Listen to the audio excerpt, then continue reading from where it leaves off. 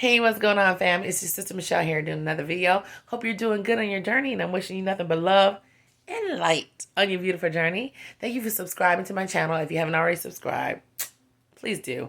Drop some likes or whatever. Thank you so much. I love you all so much. As you know now, I'm on TikTok now. It took me months to do it. It's at Narc Killer, N-A-R-C Killer, K-I-L-L-E-R. And also I have a hashtag Narcissist Stop, which runs together. The words Narcissist Stop run together. I'm not really sure how TikTok works.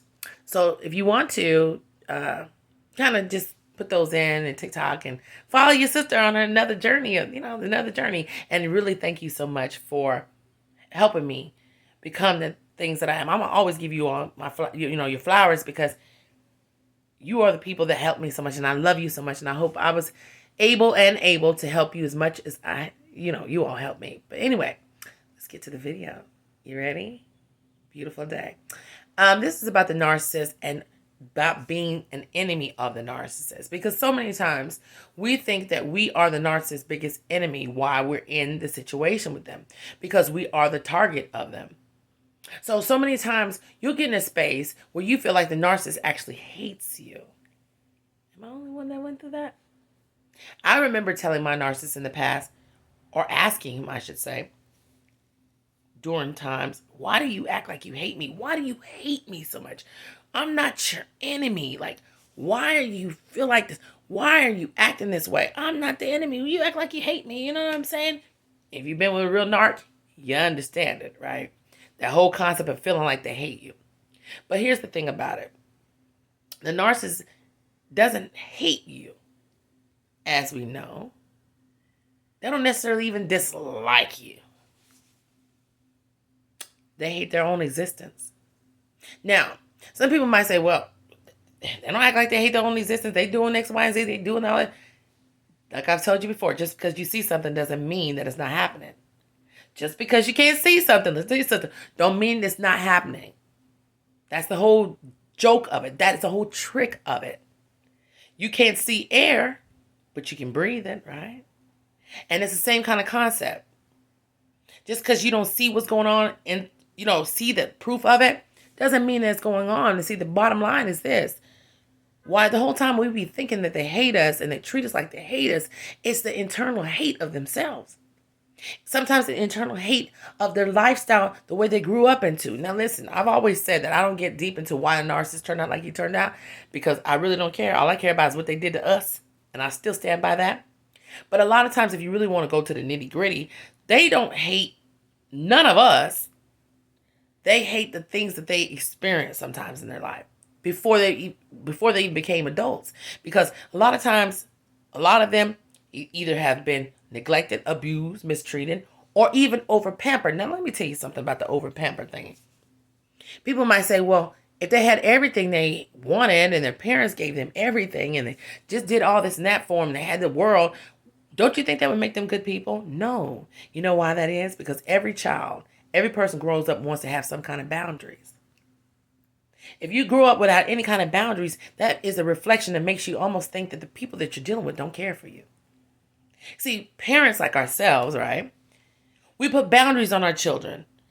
We might give them what they need and a lot of times what they want, but we don't do everything for them. Let them get away with everything because we have boundaries and we love them enough to stop them in their tracks. See, a lot of times the narcissists that are privileged narcissists, their family members did the opposite. And in their mind, they're thinking, I'm watching everybody else's damn family, whose parents are like, you can't stay out like this. You can't behave this way. You can't have everything you want, right? And the narcissist starts to develop inside their mind, which I think would be normal for any of us. That's why I tell my children all the time, just the more strict I am sometimes, the more I love, right? You get it, right? And so with the narcissist, when they don't receive that from their parent, when they have everything else, it also develops in the mind. I have no worth because you really don't care what I do. And the opposite side is when they have family members that mistreat them, abuse them, or they've seen a lot of stuff they shouldn't see in as children, whatever. But the bottom line is this. The hatred that they have stems from something deeper than you ever could imagine. It's so embedded into them because, at a certain age, once it gets embedded into children, by adolescence, you pretty much, it's hard to change that.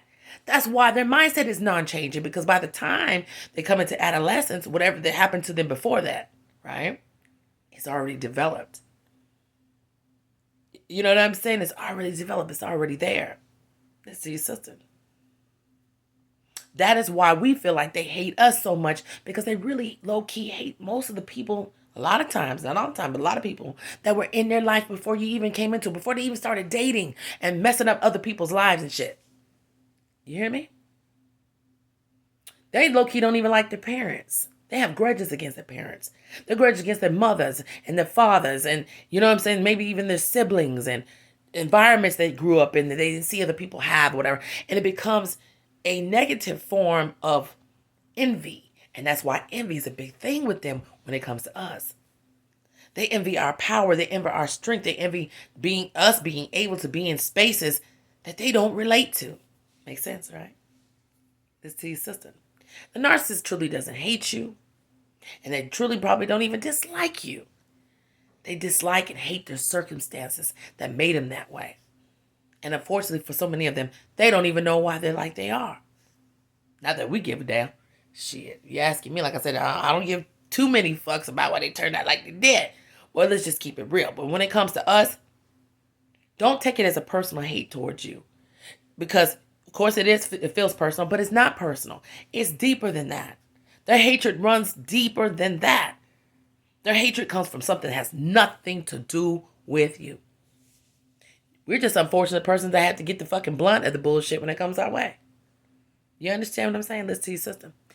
Narcissists don't hate you, baby. They hate themselves. They don't necessarily dislike you. They dislike their circumstances. But that has nothing to do with you. You're fucking phenomenal and wonderful. You just ran into the wrong person that was broken by shit that you had nothing to do with. Listen to your sister. I love you so much. The only person that hates is herself, baby. Listen to your sister. I love you. Mwah. Bye.